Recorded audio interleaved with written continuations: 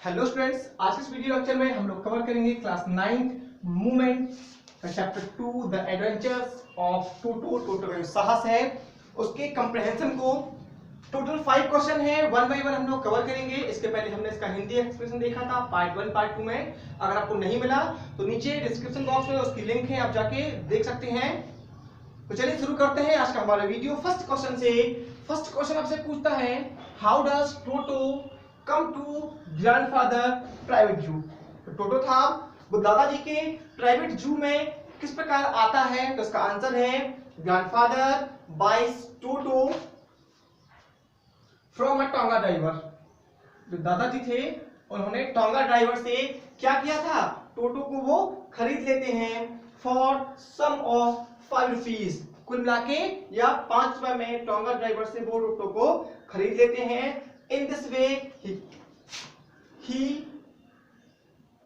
Comes to grandfather's private zoo, और इस प्रकार वह दादाजी के प्राइवेट जू में आ जाता है। ये था क्वेश्चन नंबर 1। सेकंड क्वेश्चन है आपका टोटो वाज प्रीटी मंकी। टोटो जो था वो एक खूबसूरत सा बंदर था। इन व्हाट सेंस इस टोटो प्रीटी, तो किन बातों में या किस प्रकार से वो खूबसूरत था, तो आंसर है टोटो was pretty in these senses. जो टोटो था वो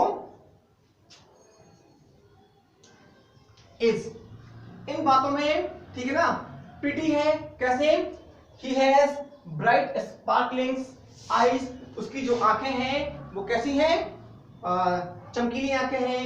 ही often shows his white teeth in the smile, और वह अक्सर स्माइल में क्या करता है, अपने सफेद दांतों को दिखा देता है।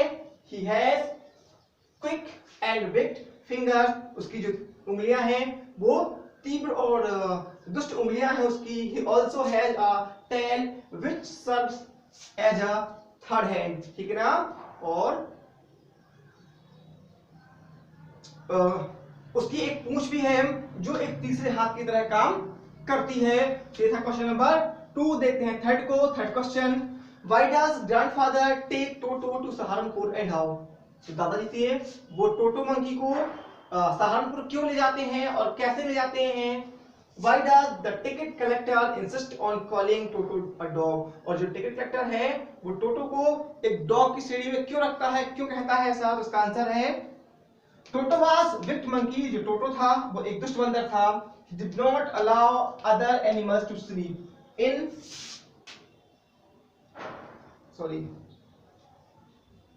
यहाँ पे बस, और दूसरे जानवरों को सोने नहीं देता था।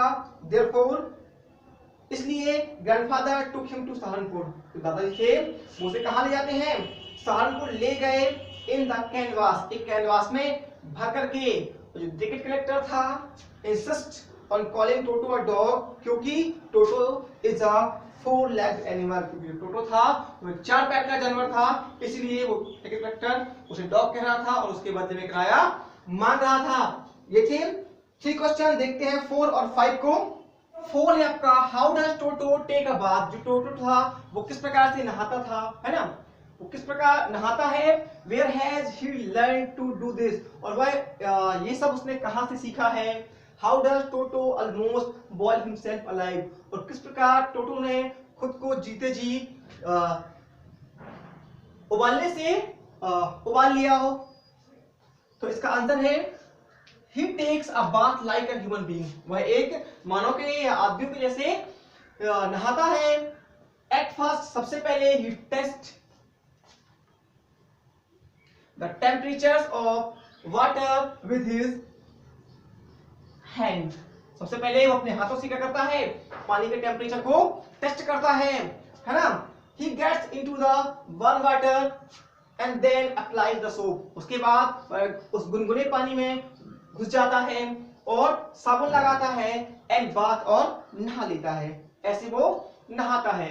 अब उसने सीखा कहां से, तो he learn it after seeing human being bathing, उसने ह्यूमन बीइंग को नहाते देखकर ही ऐसा सीखा है।